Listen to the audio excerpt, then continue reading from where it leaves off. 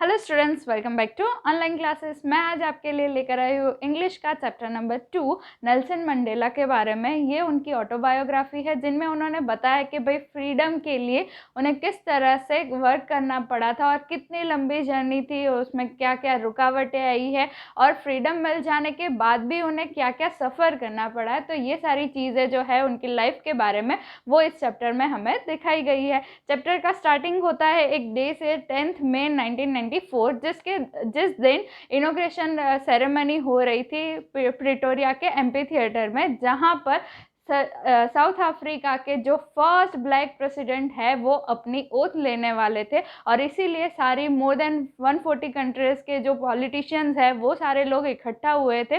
Nelson Mandela जी बता रहे हैं कि भाई यहाँ पर ब्लैक, वाइट और अलग कलर के लोग जो है वो वहाँ पर इकट्ठा हुए थे। जो चिल्ड्रन है वो खुश हो रहे थे और एंजॉय कर रहे थे सारी सेरेमनी। तो उसके बारे में ये बताया, उन्होंने बोला था ये डे जो है उनकी लाइफ में सबसे ज़्यादा अच्छा दिन था कि जिस दिन जो लोग पहले नेल्सन मंडेला को इस तरह से अपोज करते थे, उन्हें मारा करते थे, वो सारे लोग आज नेल्सन मंडेला के सामने अपना सिर झुकाए खड़े हैं। तो वो बता रहे कि भाई जो रेसिज्म चल रहा था साउथ अफ्रीका में उसके बारे में बता रहे। और उन्होंने ये भी बताया कि साथ में जो लोगों ने फ्रीडम के लिए फ़ाइट की है बट अनफॉर्चुनेटली आज वो ये दिन देखने के लिए ज़िंदा नहीं है, तो उन्हीं लोगों से नेल्सन मंडेला को एक प्रेरणा मिली थी और जिसकी वजह से नेल्सन मंडेला ने ये फ्रीडम के लिए फ़ाइट की थी। और फाइनली जो अफ्रीकन नेशनल कांग्रेस है उसकी सीट्स जो है ज़्यादा होने की वजह से नेल्सन मंडेला जो है वो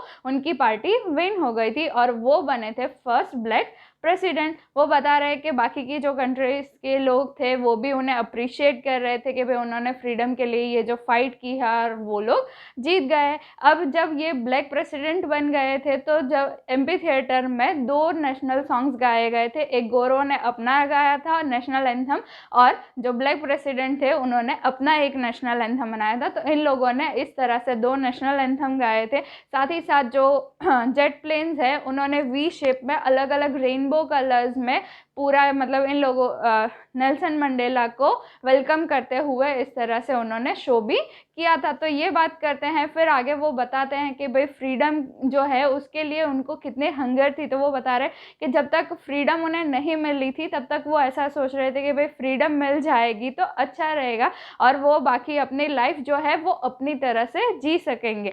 वो आगे बताते हैं कि लाइफ में 2 ऑब्लिगेशन होते हैं कोई भी पर्सन जो रहता है उसका। पहला एक ऑब्लिगेशन रहता है कि वो नेशन के प्रति अपनी जो ड्यूटीज़ है, रिस्पॉन्सिबिलिटीज़ है उसे निभाए, और दूसरा ये रहता है कि वो अपनी फैमिली के प्रति जो उनकी रिस्पॉन्सिबिलिटी है वो निभाए। तो नेल्सन मंडेला यहाँ बताते हैं कि जब तक उन्हें फ्रीडम नहीं मिली थी तब तक वो ऐसा सोच रहे थे कि भाई वो फैमिली और नेशन दोनों को साथ में रखकर वर्क कर सकते हैं। बट जब अब उन्हें फ्रीडम मिल चुकी है, वो प्रेसिडेंट बन गए, तो उनकी रिस्पॉन्सिबिलिटी जो है वो नेशन के लिए बढ़ गई।